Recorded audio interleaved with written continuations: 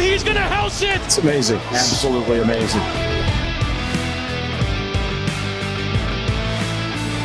What's going on, everybody, and welcome to another Angle of Pursuit podcast, your NASCAR betting and DFS home.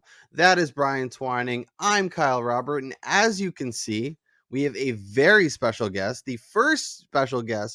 second special guest the podcast has ever had. You follow him on Twitter at iFantasyRace. You read all of his work at iFantasyRace.com. It's Ryan. What's up, Ryan? Hi, I'm excited to be here. I'm a longtime viewer. I will say, Brian has better taste in college sports, though. I will. Yeah, say. I know. I knew you were coming on, so I had to represent. This shirt is a Michigan shirt, right here. Yeah, I heard you were a Michigan guy, and we still let you come on the podcast anyway, so we figured a way out. But yeah, no, if you're not following Ryan's work on Twitter and subscribing to his website, you are really missing out. There's a lot of really, really good nuggets, really, really good information if you're playing DFS, if you're making bets, if you're just passionate about the sport of NASCAR. And with that being said, guys, let's jump in and talk a little Daytona 500, the Super Bowl of NASCAR, as they call it. Brian Twining,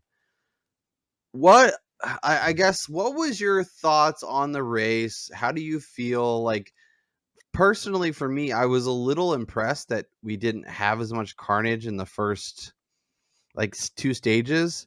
But stage 3 really made up for it with all the the monstrosity that that happened. But I guess, what was your thoughts and kind of experience watching the race? Yeah, so first of all, I was in Vegas for the 500, so it was my first experience of being at a sportsbook for the Daytona 500. I actually went to a watch party at the South Point Casino, which was pretty awesome. It was super cheap beer, super cheap hot dogs. The people there were fantastic. And like you said, I mean, I think the first takeaway was immediately everyone was upset about the amount of commercials and when they were going to the commercials. Like, even in the sportsbook, you could hear the audible frustration going on by people watching it. But then, like you said, the fact that there wasn't very much aggressiveness in the first two stages, which was it was interesting to me to see that, considering this is the second year with the car. So you would think that these guys would have had a better handle on it. We did see them run a bunch in the duels, practice, qualifying, all that stuff. But yeah, because of how clean it was the first two stages, I felt like it had a really good flow outside of the commercials. And then stage 3 happened. Yep. Ryan, what was your kind of initial takeaways of the 500? I think Brian hit it pretty good. I mean, me, when it comes to the commercials, I feel like I'm just so used to them that, it is what it is. Yeah. I didn't feel like there's any more or any less. I just feel like I'm just used to commercials. Yeah. But I thought it was, a good Daytona 500 overall. I mean, kind of funny, but there's two guys who I really tweet about that always cause me, grief at Daytona. Ricky Stenhouse Jr. and Joey Logano. They finished 1, 2. Yeah. Yep. There's one guy who I, DM on Twitter about Ricky Stenhouse Jr. This is the year, I'm not going to pick. I'm going to hold, or, I'm going to pick him very lightly. And, this is the year he pulls it off. Yeah. He literally had 0 top 10 since he won in 2017, despite all the hopium, I like to call it, He finally came through.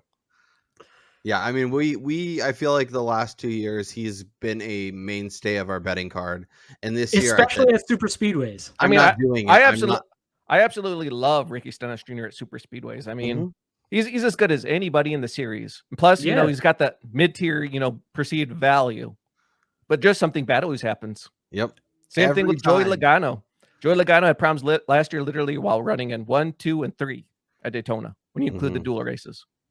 But somehow both of them pulled through. That the odds of that has to be astronomical. Well, so since we're talking about odds of things happening, what the hell were the chances that Ryan Blaney would go back to the 500, have a fantastic car yet again, only to get wrecked by something that he shouldn't have even been involved in to begin with? He clearly had a top 5, definitely top 10 car, and then he just gets caught up in the first, not necessarily big one, but first wreck of the day, ruining his chances yet again to win the 500. And somehow, but I think he pulled out a top 10. He finished 8th. Yeah, which is I don't understand that at all. Yeah, he had half of a hood, and part of it was laying on the track. Mm-hmm. Yeah. Mm-hmm. And it was just like, I mean, and the back to Stenhouse, like I went in on him, I faded him, Michael McDowell versus him head to head. I was like, that's the move. I'm so excited. I'm gonna make all the money this week, fading Ricky Stenhouse, and of course, this is the week that he wins. So, we can pull up our betting card. I will share the screen right now. Brace yourself, Ryan. Yeah, it's a lot of red. So there's a lot of what could have been. There was William Daytona, Byron outright. He was sitting. Daytona is always full of shoulda, coulda, wouldas. Conversation. Yeah. Eric Jones, Ross Chastain, Truex looked decent for a lot of the race. Austin Dillon was right there at the end. Yeah, to me, I feel like my best play of the week was going heavy on Austin Dillon in matchups on a top 10 and stuff because he looked incredible. He was fantastic. Him and Busch were running at the front. And then, of course, he gets wrapped up in a freaking crash at the end, which is the story of every 500. So it's like you could be on the right guys on this race and your betting card could reflect a completely different story. Yeah, and even at the after the first couple wrecks and they were just about to finish the race and Kyle Busch is near the front, and I think this was when Keselowski and Buescher were 1-2. And of course we get one more accident that takes away my Almirola top 10, that takes William Byron out of the race, that takes all of my outrights pretty much are gone. It was incredibly frustrating because 90% of the race, I'm sitting there going, I got some bullets here. I got some opportunities. Some of these guys are live. Some of these head-to-heads are looking pretty good. And at the end of the day, I got Chastain over Byron and I got Bell over Bowman, and that is it. And it was so frustrating, so much blood. But that is what the 500 will do to your card. I'll scroll over and get the rest of Brian's. As you can see, a lot more red. Your guy Dinger, Brian. I don't know how he lucked into a top 10. I had a really good fact about AJ Allmendinger today that I tweeted, but I believe it. Let me look and see if I find it real quick. But it's essentially that over his last 11 races going back to last year, he has 8 top 10s and only one result outside the top 16 and a 9.0 average finish going back to July last year. Yeah.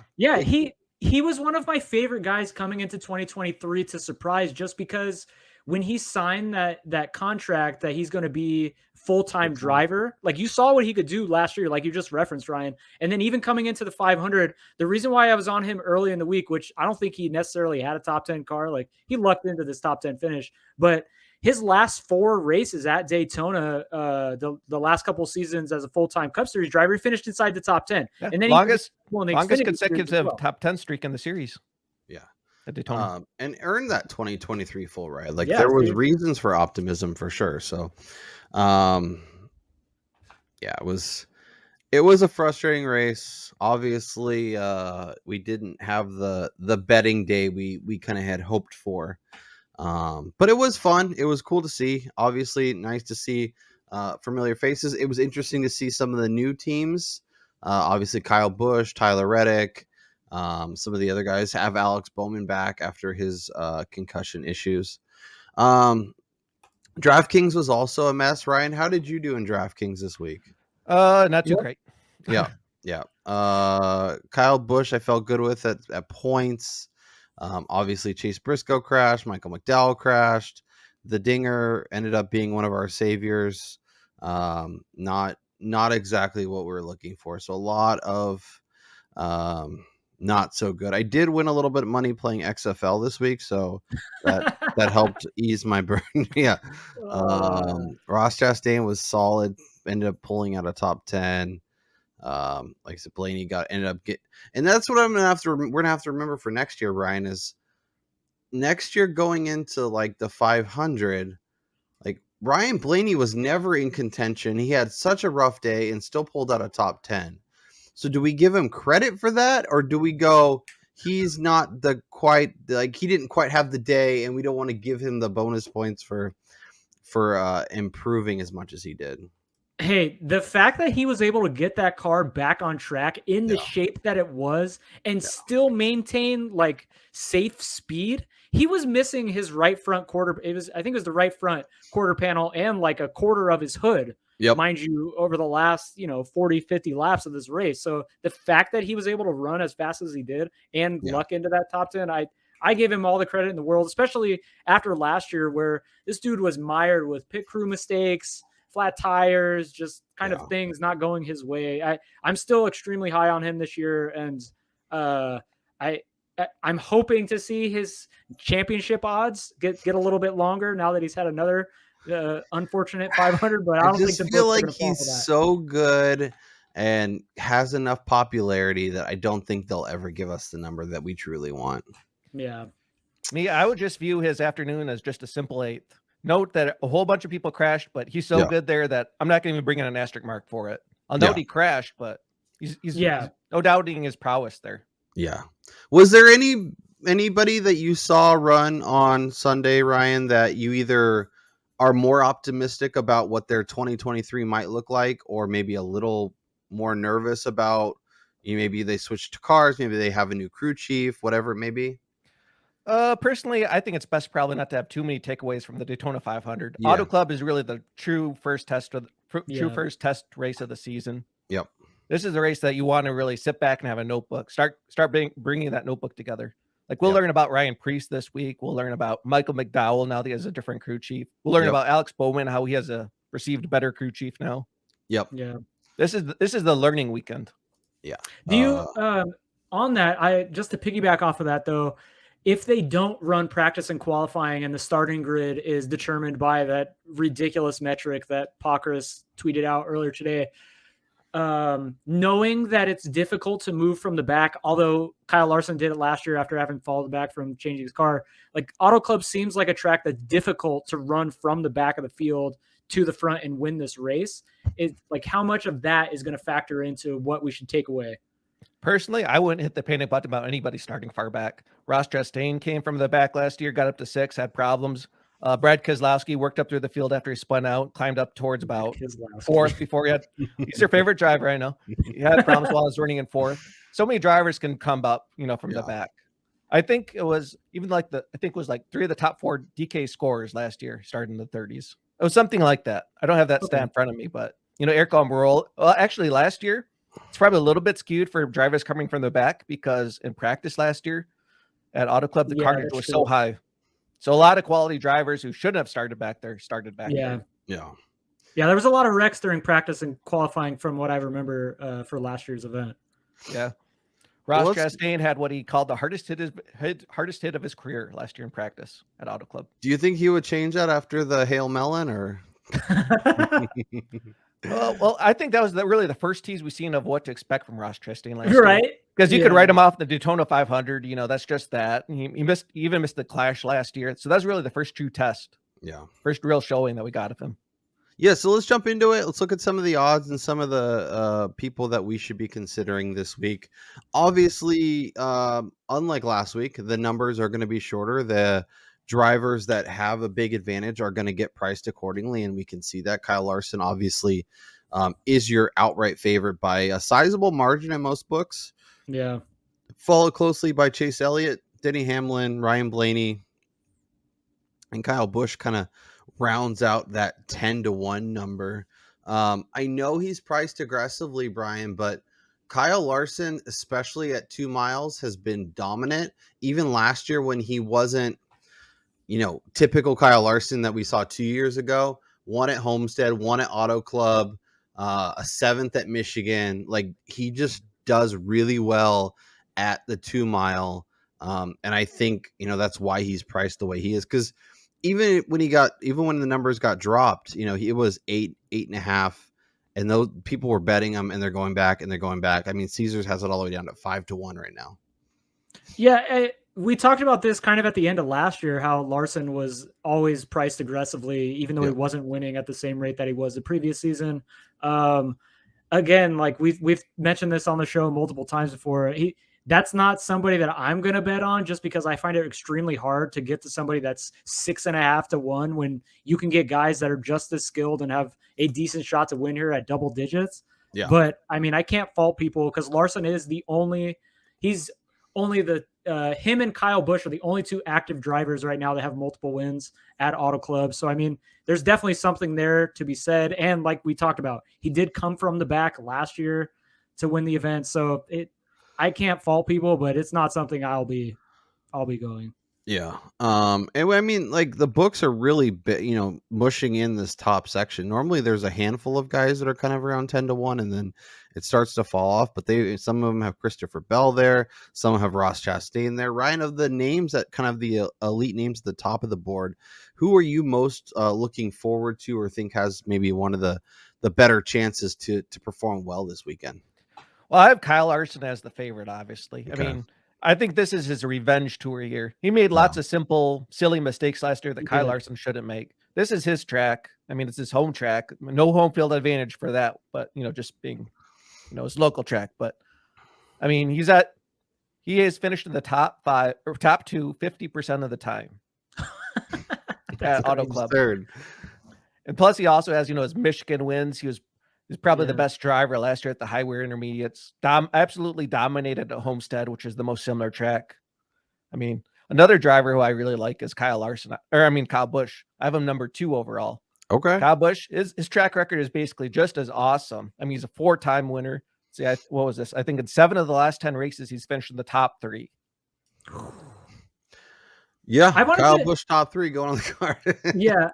Plus, he's also got the 8 car, which was the best car last year. Yep. Yeah. So that's exactly what I wanted to ask you about is with Kyle Busch transitioning into the car that Tyler Reddick drove last year to leading 90 laps and looking like the absolute, dominant force on track. I mean, one would have to think that in terms of driver talent and just skill, Kyle Busch is probably a step up from Tyler Reddick, but is this a step down in equipment for him going from JGR's 18 to the RCR's number 8? Many would perceive probably as a step down, but I think it's probably almost more or so equal right now. Okay. We haven't seen really the 23XI equipment really go to the next level outside of like Bubba Wallace winning, at Kansas. True. But otherwise than that, I think it's probably basically about the same. I mean, Tyler Reddick, in the same car, he absolutely dominated last year. Yeah. Austin Dillon finished 2nd. And overall, the combined races at the Highway Intermediates last year, Austin Dillon actually ranked as the 2nd best in terms of average finish. 8.0. Austin Dillon finished 4th at Homestead last year. I mean, these cars are built for whatever reason to be good at the Highway Intermediates. Yeah.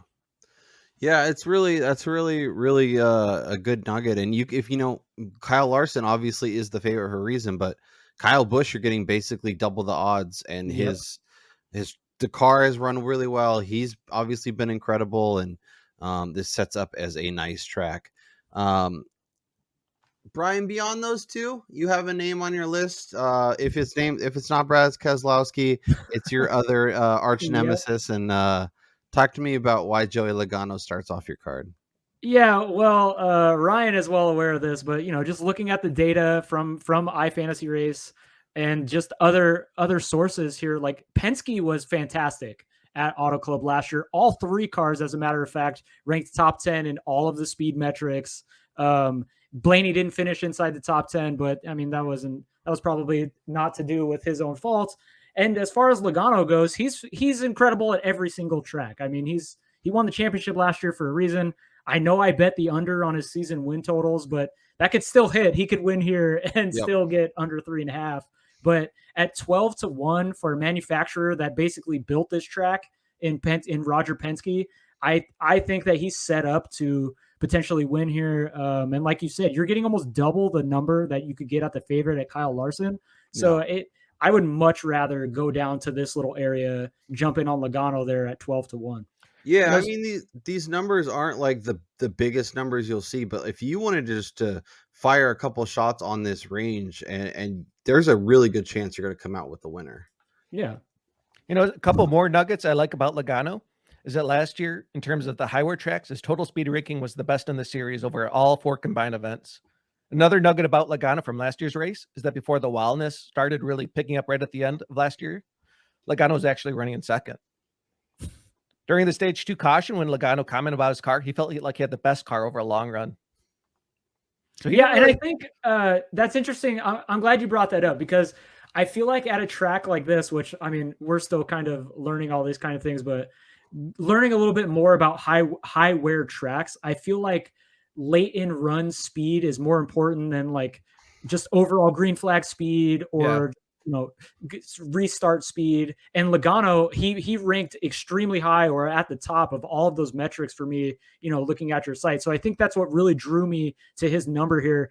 And the fact that I'm able to go back to Logano, although he's one of the two absolute arch nemesis for me, I think says a lot for how strongly I feel like he has a good shot here.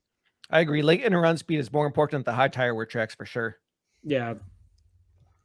Yeah. And we saw last year, there was multiple instances of Logano when the race would drag on and there wasn't pits, when there wasn't, cautions. We saw it in Vegas, Kyle. Saw it in Vegas. Yep. Constantly would improve. Constantly his car would get better. He chased Ross Chastain down, ends up winning the race, and obviously leads to him winning the championship. So he's a guy that on the long run tends to figure stuff out and just get so much better. As we kind of cruise along here, there is a name that I want to get to, and that's Alex Bowman. He is starting my card. I had another name on there, but when Brian and I both bet Joey Logano, it goes horribly wrong. So when I saw Brian had him and I needed to trim a little bit of fat off my outright card, he was an easy boot. So hopefully he wins for Brian, and we'll see. But Alex Bowman at 20-1 is a guy that I'm very into. Was really happy to see how well he performed last week, but was a guy that last year performed well at the 2 miles. I'm trying to pull up my data here. Bear with me. Okay. Yeah. So obviously ran well at Michigan, had a 10th at Darlington, had some issues, but ran really well at Auto, and didn't end up finishing as well, but, was 6th after stage 1, had a strong performance, and I'm optimistic on what he can be for 2023. Well, Bowman is part of the infamous asterisk mark report this week. He was actually running in 3rd around lap 170 when he slid up into the wall, which was his demise. That was a disappointing finish. Yep. So then, of course, in 2020, he absolutely smoked the field. Yeah. And it's interesting to know, too, that Hendrick, in general, ran really well last year with all of Byron, Bowman, and Larson being pretty quick on track. Yeah. So, I mean, if you want to just bet all 4 Hendrick guys and get out of there, you could find a way to make a lot of money, too. Bowman, Byron both make a ton of sense. If I'm going with an old guy, Brian, Kevin Harvick is somebody that I'm excited about this week. Another guy that had some success at the 2 miles, 4th at Darlington, 1 at Michigan, 7th at Auto Club, 8th at Homestead, led some laps, had some strong performances, and I don't think the old man's quite done yet. I think he's ready to interject his name into the conversation early this season. So at 20-1, I can actually get a 22 at PointsBet, which I will take. No, that's Alex Bowman. Yeah, Kevin Harvick. Shouts to PointsBet for giving us a 22 on both those guys. Plus he also has the Fontana Farewell intangible too. Exactly. So that is something that has definitely crossed my mind this week, is that every single track that Harvick's going to go to, except unless it's like the first of two races, it's like his au revoir. Mm-hmm. Harvick for me though is just somebody that, he had those 2 wins last year, but they were just kind of like out of the blue, kind of an anomaly type runs where he ran faster than he had at every other track. To me, he's more of like the top 10 guy. I still can't get there to him on an outright, especially when you could get other SHR guys at much larger numbers who I feel are in similar equipment, and they're on the upswing in terms of their talent level. I mean, we talked about this on our season preview show. Like Chase Briscoe to me is somebody who's definitely going to pop this year. I would much rather go down further on the board and just lay a smaller unit play on a Briscoe or even an Almirola than go to Harvick at 20 or 22-1, knowing that I haven't quite seen enough out of him to expect him to continuously run near the front. Well, spoiler alert, Brian. There will be another SHR on the betting card, and his name is Chase Briscoe, and he is 40-1, and that number is compelling. Let's run through a few more names as we work towards Briscoe. Eric Jones opened, I think, is pretty like 40-50. Obviously, that number has been chewed up and spit out, and now we're looking at like 25. Eric Jones, another guy, Ryan, that has been incredible at this style, obviously runs really well at Michigan. Do you think this number and this move is warranted? Like, are you as optimistic as the betting public seems to be? I think the question about Eric Jones really this year is, are you still betting on just what he did last year? No. Because I think that the offseason is definitely to the benefit of the power teams. And I don't think you can say that Legacy MC is one of those big mega buck teams that, obviously I think, the Hendrick, the JGR, Penske, that lot is going to probably be picking up a lot of speed, over the offseason. And I don't know if I can say Eric Jones did. Yeah. Because those teams, they had the benefit of the next gen car getting introduced, and that benefit's gone. Yeah. Yeah, true. Very true. That's a great point. Yeah, we'll have to see, Brian, as the season goes along. Like, obviously, we saw a ton of different winners last year. We saw, people pop up, and, we were trying to figure out, was that just an aberration, or is that something we should be expecting? But if the power teams, the Hendricks, are figuring more stuff out, getting more speed out of the car, and the smaller teams who have less, money to invest aren't figuring that out as quickly, like, could we see a sizable gap where the big teams go back to dominating again? And, we're going to have to lean on the bigger drivers week to week. Yeah. And then I think kind of along these lines, I wanted to ask Ryan about this. How much do you take away from a lot of the first races we had last year in the next gen car, and just specifically speaking about Auto Club with Toyota, the manufacturer, because they were not good early on in the season, especially here. Like, this is a track that Denny Hamlin had run pretty good at over his career, and he looked bad last year. I mean, Toyota in general didn't perform very well here. How much of that are you taking into trying to prognosticate what's going to happen this weekend, or are we kind of looking back to previous next gen races for them to return to that kind of like racing? Me personally, in terms of the JGR guys, I think I'll just completely write off what happened last year at Auto Club. All of them had problems. I mean, even the ones that finished, somewhat respectable, even they had problems. Denny Hamlin made an unexpected pit stop, had overheating issues. Martin Truex Jr. slid into the wall while running in 8th. Christopher Bell had major issues. Kyle Busch had super major issues. Somehow he rebounded to finish like 14th. Yeah.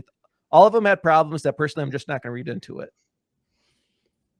Yeah, I think that's a good point too, Brian. Because like when I originally started looking at the lines, like I'm almost always drawn to Denny Hamlin.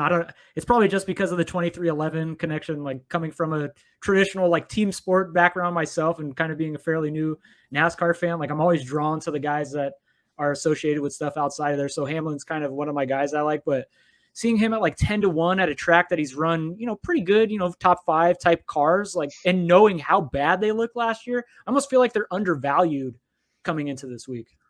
Yeah. I mean, I definitely have a soft spot for him in my heart because he follows me on Twitter, but I mean, I have lots of hope in Denny Hamlin this weekend. Yeah. It's quite the humble brag, but that's like one of those things that they do in like a football locker room, and they're like, "Who's the most famous person in your phone?" Here's who's the most famous person that follows you. Bill Elliott follows me on Twitter too. Nice. You can still get 10-1s on Denny, so that is not a bad number whatsoever. It really is interesting. He's definitely shrinking though. How they've squeezed the board. Oh yeah, for sure. If we're looking more continuing down the board, Bubba Wallace at 33 and Austin Dillon 40, I think is a really nice number, and in fact did make the card, so that will be my 4th outright. I got another guy that I'm optimistic about performing well this week.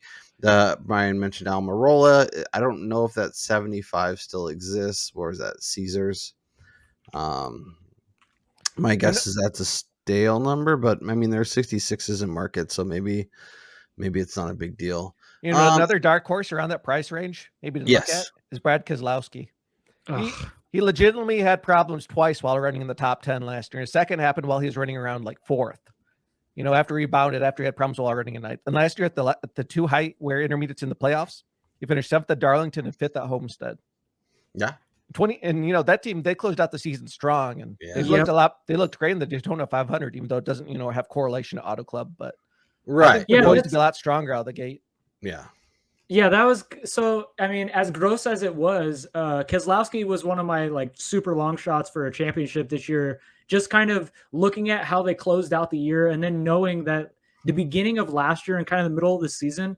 I mean, you have to think that there was a lot of adjustments going on with Brad Keselowski now being a car owner and still trying to race. Yeah. So obviously I felt like his mind might not have been in the same spot that it's going to be this year, having a better understanding of what his day-to-day activities are going to be as part owner, part driver. And like you said, he does well here. It's a great number. I can't fault people for getting on there. Yeah, and I think having Chris Buescher at the level he's at, obviously we saw last week, gives him somebody who can run up front, who can give him a little bit of a push, who maybe not necessarily trying to pass him. Like, he seemed very comfortable running in second with Keselowski. Chris Buescher should direct him to take the lead. I'm just going to go out on one. After last year's 500, yeah, he deserved it. Yeah. So I think that another feather in his cap for the season long runs. Yeah, looking at the board right here, somebody that will be on my card for a small unit play, I'm going to do quarter unit. It's got to be the other Penske guy, Austin Cindric. I'm actually going to go all 3 Penske drivers. The fact that this number is 8 times the size of Ryan Blaney and Joey Logano is absolutely ridiculous to me, and it makes 0 sense considering going back to all the speed metrics from last year's race. Austin Cindric was right up there. He's done okay at Darlington in the Xfinity Series. He may not have had the finishing results that we saw at like Homestead or even at Auto Club last year, but he was running inside the top 10 the majority of the day. Finishing and started on the pole. Yeah, and finishing stages 1 and 2 inside the top 10. Like, I mean, I'm not saying that he's necessarily the favorite or I'm really thinking he's going to win the race, but that number is way too long for what he looked like last year. I have one word of warning about that, though. Austin Cindric, outside of road courses and super speedways, he had like 0 top 10s last year over the second half of the season. So, yeah, I mean, it was his first full rookie season. I mean, I got to cut him a little bit of slack, but so maybe for a top 10 if you get lucky, or maybe top 20. Yeah, you see one of those. Like we mention this often on here. Like a lot of times, you're not necessarily like for me in general. I'm not necessarily betting a driver. I'm going to bet the number just because like. The driver and this particular number don't match up for me because normally Cindric is like in that 35 to 45 range for tracks that he doesn't perform well at. So getting such an inflated spot is definitely something I'm going to sprinkle on. Yep. And we've talked about it before, Brian, where you can kind of use it as a piece in your betting card and then maybe find some values in head-to-head markets to kind of fade him a little bit. That way, if he doesn't have the performance you think that he's potentially capable of, you can make a little money on the back end and kind of save your day. How do we feel about Chris Buescher, who's also in the 80 to 100 range? Ryan, do you think he has a chance to learn some stuff from Keselowski and get his nose near the front, or is he just kind of priced fairly for what his expectations should be? I think he's just about a mid-teens driver at best this weekend. Okay. That's really all I see out of him. I mean, last year is about mid-teens good, but then he crashed or had a flat tire or something like that while running in 14th. Then like a couple of his other finishes right before that were in the mid-teens. I think just call him mid-teens good and, bet accordingly from there. Yep. I think that makes sense. Let's jump over and look at placings and see if we can find any value. Obviously the top 10 market hasn't dropped yet. As time of recording, but we can look at top 3s and top 5s to kind of figure some stuff out. I don't think top 10s ever dropped for me for Daytona at all. Really? Okay. No. Yeah, not on DK. DK like completely dropped the ball. So are they just not doing like? I know they tried the top 20 thing, got rid of it. Are they not doing top 10s anymore? About that. DK. No top 10s. DK. All right. Well, let's look at the top 3 and top 5 and see if we can't find some value. 3-1 on a Kyle Busch top 3 plus 150 on a top 5 feels pretty good for a driver who's been as rock solid and strong as he's been at this track. Yeah, I mean, Ryan mentioned it, how good Busch has been here. There's tremendous value there on the top 3. And then, I mean, if you're going to back him on an outright, you might as well piggyback that with the top 3 to protect yourself in case Kyle Larson passes him on the last lap or something of that nature. Yep. I like that a lot. I'm going to put the top 5 on the card. Plus 150, and try and make a little bit of a dent in this hole we dug ourselves into. Ryan Blaney, who's plus 150, he should have 3 straight top 5s at Auto Club. So I think I see value there too as well. Yeah, and Brian, as somebody who's got Blaney, Logano, and Cindric on your card, might be a nice supplemental add to your already written down. We'll keep it rolling along. We got Tyler Reddick at plus 180, plus 350 for a top 3. Chastain. The Logano top 5 is getting added to a plus 180. That's crazy. I feel like the number should be longer for top 5s, but I think books are starting to get exposed a little bit on some of these guys. Yeah. I mean, Harvick plus 250 on a top 5 is kind of nice. I think Martin Truex Jr. is a pretty enticing driver this weekend too. I mean, performance-wise, Truex could easily have won 3 of the last 4 races here. It was about last year he slid into Wawa running 8th, but the other 2, but the 3 years prior to that, including when he won, you could say potentially had the best car. Yeah, and he seems he's just kind of him and like Blaney and Busch last year. They were all kind of in that same mold of just being kind of snake bitten and a lot of things happening, that were out of their control. And another thing about Truex from last year is that at Homestead, he was the only driver who looked like he could potentially challenge Kyle Larson at the end of the day. But then he had that problem on pit road that did him in. Yeah. Was that the race where he got spun backwards? Yeah. By Chastain? I don't recall who spun him, but I remember he got spun, on pit road, and then you could stick a fork in him. Well, he still finished like 6th, but yeah, and I think that's a good way to look at like the improvement the Toyota's kind of made over the course of the year at similar style tracks. He's able to figure some stuff out with the new car and make stuff work for him. So I think that is a good move. I'm just putting in a couple top 5 bets, and then I'm going to price shop it and find my best number. But right now, Kyle Busch and Martin Truex top 5s I think make a lot of sense at their current numbers. Bowman plus 250. Eric Jones at 4-1 to top 5. I don't hate, especially if like that, the outright odds got obliterated at your book. And he's still getting steamed shorter, by the way. Like he's 20-1, I believe, on our favorite offshore. Yeah, and that's why I did not make a wager on his outright, and I'm happy to sit this one out. 5-1 on Chase Briscoe. I really want some top 10s. Let's see if FanDuel has any. Have you looked, Brian? Yeah, FanDuel, they don't have any placements yet. Okay. Especially books might be holding out too, because there's a legit good shot that we're not getting practice or qualifying for the forecast. I would not worry about the race for anybody that's worrying about that. I tweeted this out earlier. Living in Southern California, anytime they forecast like 30 to 40% rain, that means it's not going to rain, at least down by me in San Diego. So yeah, I'm going to hold you to it.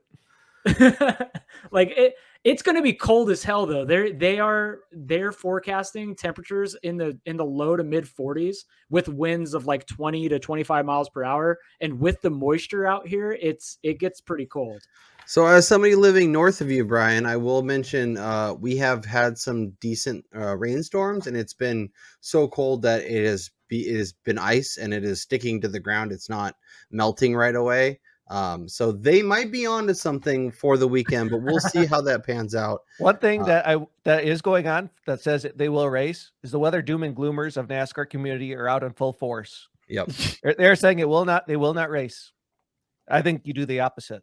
Well, and then also too, when you look at the forecast, there's rain in the forecast at higher percentages Monday, Tuesday, Wednesday, Thursday than next week. So the only shot we have to get this in is the Sunday window, in my opinion. I think one question though will be the track weepers. I don't recall it raining at Auto Club recently, but remember at Texas, right before they did the repave, it didn't even rain on the Saturday, but they had to cancel practice because of the weepers. Yeah, that'll be a big question mark. It may not rain, but they also might not race. You never know. Yeah. Well, and they have the new rain tire this year, right? So that'll be. But that's for short track racing. I thought only short tracks. Okay. Definitely not there. Yeah, no, they would not. That would not go over well. Speaking of that, somebody who's definitely a little more aware of these type of things in NASCAR racing, I wanted to ask you, Ryan, how are the temperatures going to affect like tire wear and stuff like that at Auto Club in particular? Because it is going to be extremely cold, difficult to warm up the tires. Like, is that going to improve their control in these cars, or is that going to affect like the actual life of the tire? I think Auto Club is so worn out that, it could be any temperature and the tires are just going to get worn out, like 5 laps. No matter what, it's going to be every pit stop, it's going to be 4 tires. So okay, I don't think it's really going to be really much of a factor because the tire wear is just so high there naturally. Ryan, if I had to ask you to pick a name, maybe a little bit further down the board that you think has a chance to maybe surprise people, maybe pop up, maybe not win, maybe a top 5, top 10 type bet. Is there a driver that comes to mind? Let me look at my content real quick for that. Cool. Okay. I think maybe one driver. I think I noted Brad Keselowski. I don't know if that's deep enough for you, but I mean, plus 650 to top 5, that would be a nice hit for sure. But like I said, literally top 7s at both high wear intermediates last year. Yeah. I mean, good at Auto Club. And plus his overall track record at Auto Club's, outstanding too. What is it? In 6 of his 7 races, he's finished in the top 10. Plus he's also a former winner. Brett, Brian, if I can't bet Joey Logano, because that will screw up your bet. I'm going to bet Brad K plus 650 to top 5, and I'll probably look to add a top 10. Are you gonna look to supplement your Cindric outright with a 10-1 on top 5? We'll see what the top 5 market is. I'm guessing it's probably like I want to see what his top 10 numbers are going to be, because if he's 80-1 on an outright, I got to expect at least 3-1. On a top 10, and that'll definitely be something that I'll be adding if we get that type of number. Austin Dillon 5-1 to top 5 is kind of nice too. I might look at top 10 for him. What about Ryan Preece? Ryan, do you think he can be somebody that maybe not wins, but a top 5, top 10 type bet could make some sense? I think it's really a watch and learn week for Ryan Preece, what to expect, but he's looked good so far. What we've seen from him on the track, I think maybe top 10 potential. Yeah. But anything more than that is just, just hoping. Yeah. I wanted to ask you real quick, Ryan, about last week's Daytona 500 winner, Ricky Stenhouse Jr. I believe he finished 10th here last year, but he only has 2 career top 10s at Auto Club in, I think it's 9 races. And he's not normally a guy that runs inside that mark. There's been a lot of talk of people liking his value. Is he somebody to consider on the top 10 market, or? I would say maybe top 15 is probably about the edge of where I'd want to go with him. I mean, last year he actually was decent at the high wear intermediates. I believe in 3 of the 4 races at this track type, he finished in the top 15. So there's value there. And the one race he didn't was Darlington in the fall, where I believe he crashed or had some sort of issue. But the others were all top 15s. I almost feel like I'd be so worried about him living up to the moniker Recky Stenhouse at a track that, tire wear is pretty prevalent. For whatever reason, racing at high wear intermediates was just his thing last year. He only had 5 top 10s all last year, and Auto Club was his lone top 10 that wasn't part of a 4-race top 10 streak. And his Daytona 500 top 10 was actually his first since the Coca-Cola 600. That's ridiculous. He probably has his good luck out of the way, though, unfortunately. I was just going to say, like, as soon as we get off him, because we had talked about this at the top of the show, like, I had bet Ricky Stenhouse at every single super speedway since we started betting NASCAR, and this was the first one that I did not have any action on him. Yep. And that's what happens. That's how we get it. But I think this might be a good week where he gets a little overvalued, and maybe we can find some head-to-head numbers, Brian, that make a little sense for us to put on the card. Speaking of head-to-heads, let's run through what DraftKings has up right now. So we have Ross Chastain minus 115 against Tyler Reddick. Ty Gibbs is a bit sizable favorite over Noah Gragson, plus 100 if you want to take Gragson. Bubba Wallace over Suarez, similar numbers.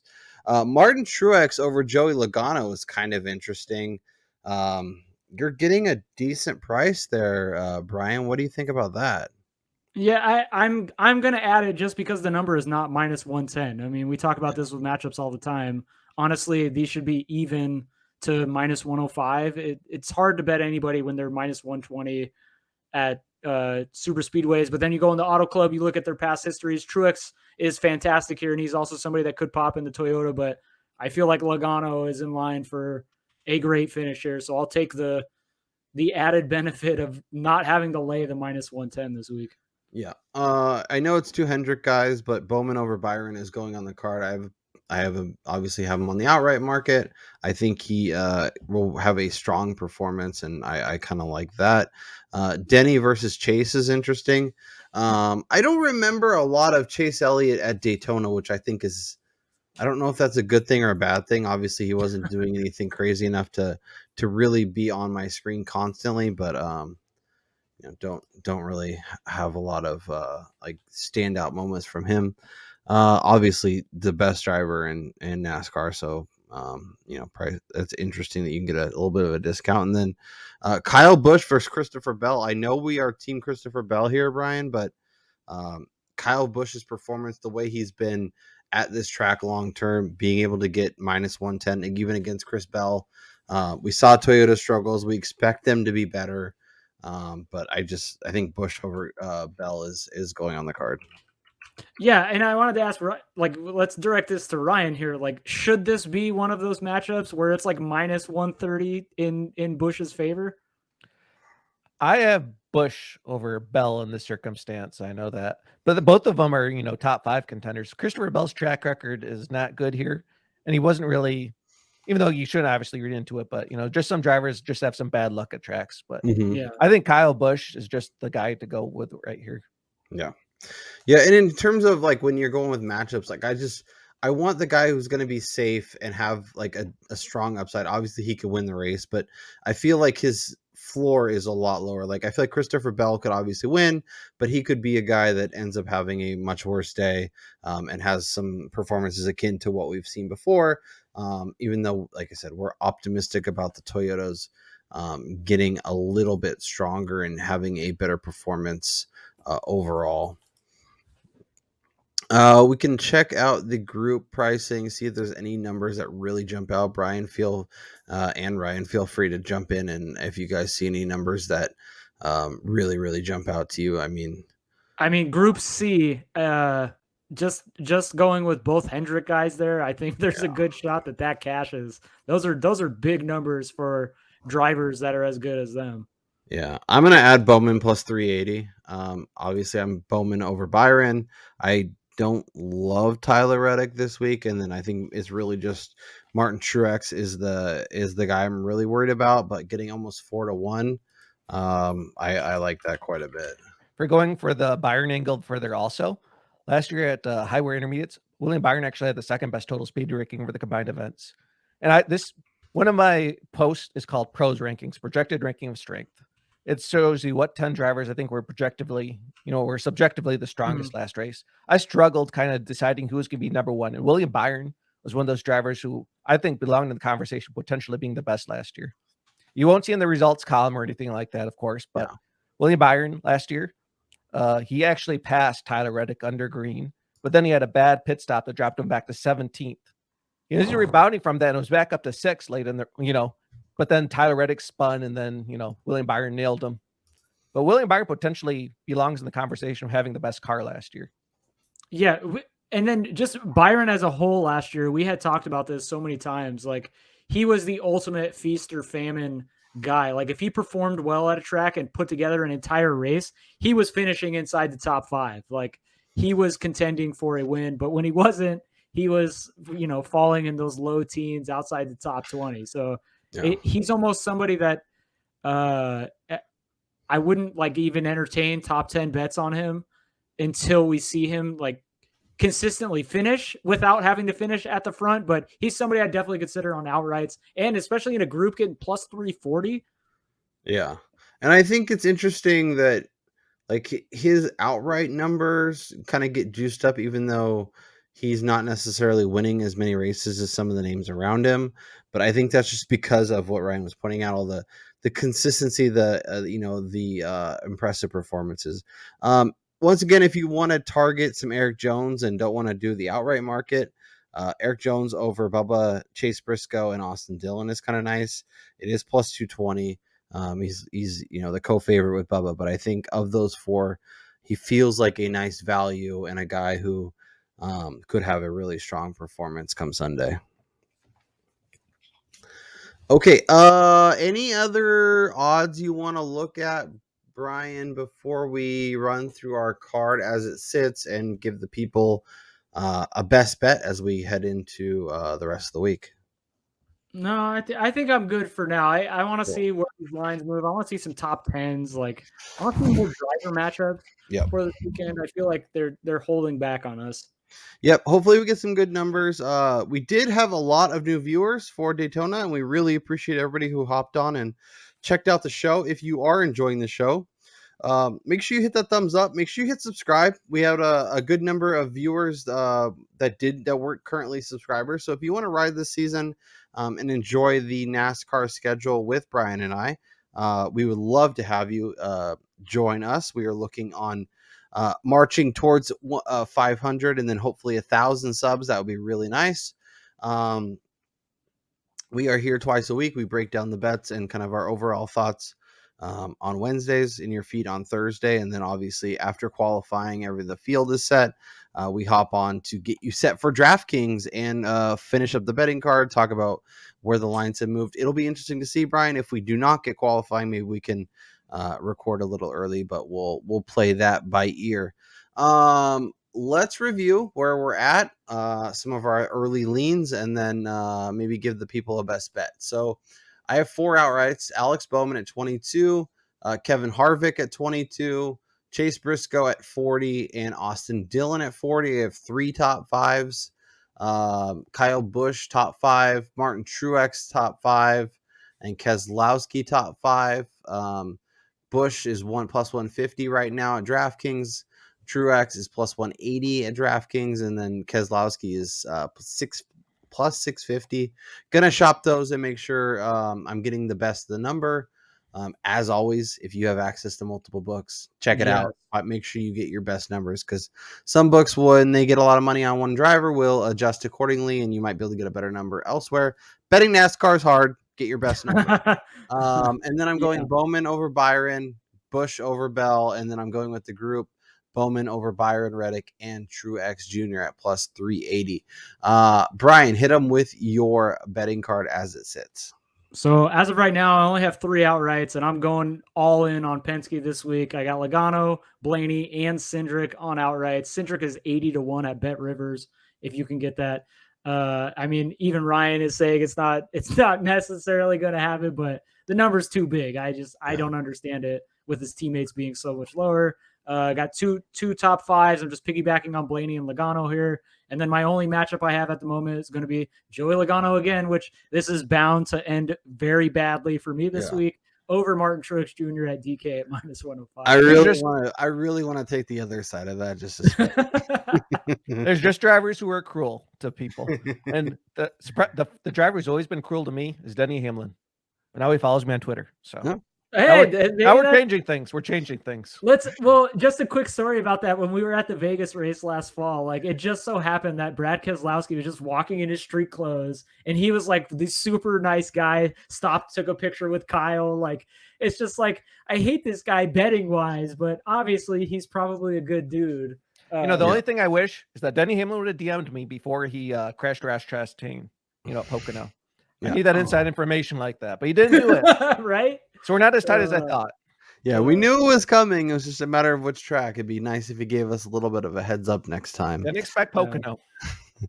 Ryan, if you had to make one bet right now, where would you look to go? I haven't really done any betting really this week yet, but I would probably look at outrights and probably Okay. go for maybe like a Kyle Busch, some type of driver, Yeah. who's got, decent odds, who might be able to pull it off. Yeah, I think Kyle Busch, if you're betting near the top of the board and don't want to go Kyle Larson, feels like a really nice bet. You can get him as long as 11-1 at Bet365. He's pretty much 10 everywhere else. Yeah, I feel like this is another week where you can just kind of pepper all the guys from 10-1, in between 10 and 15-1, and you have a really good shot of catching a winner.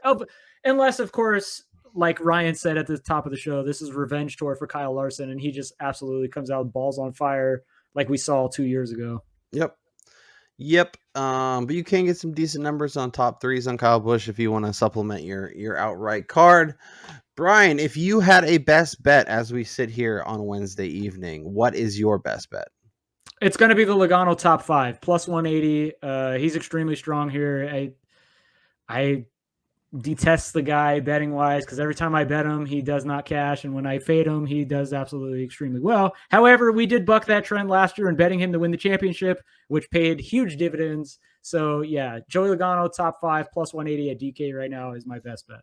Yeah, so only season-long Joey Logano bets, in season, not so much. I like that call quite a bit. Ryan sang his praises. I am 100% in lockstep. Kyle Busch top 5 plus 150.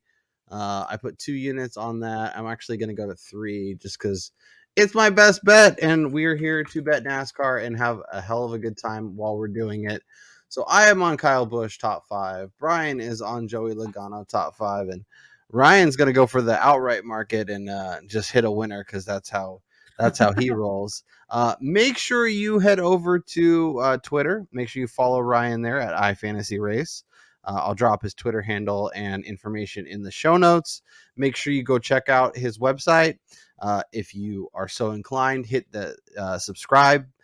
The information is worth it, especially if you're betting NASCAR. If you're playing DFS, you will get smarter. You will learn more. Even if you just want tidbits to watch the race and watch for things, like the information on there is so plentiful. It's definitely helped me become a way more knowledgeable NASCAR fan. Yeah, sped up our learning curve for sure. So Ryan, thank you so much for joining us. We really appreciate all of your time. Hopefully we can make this happen again as the NASCAR season rolls along. For Ryan at iFantasyRace, for Brian Twining, I'm Kyle Robert. Appreciate all you, and we'll talk to you next time.